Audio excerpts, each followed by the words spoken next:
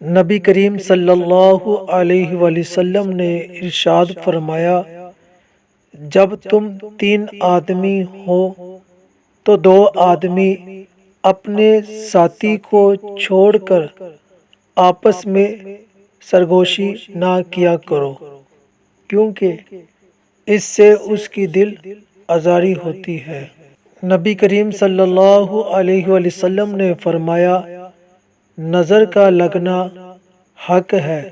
اگر کوئی چیز تقدیر پر سبقت لے جانے والی ہوتی تو وہ نظر ہوتی۔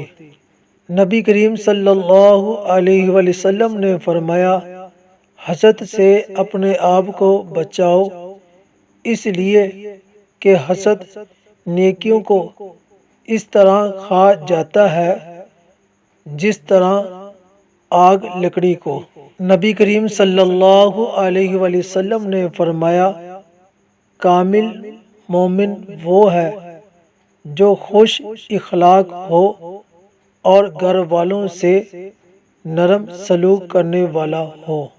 رسول اللہ صلی اللہ علیہ وآلہ وسلم نے ارشاد فرمایا، آدمی کے جھوٹا ہونے کے لیے یہ کافی ہے کہ وہ ہر سنی سنائی بات بیان کر دے۔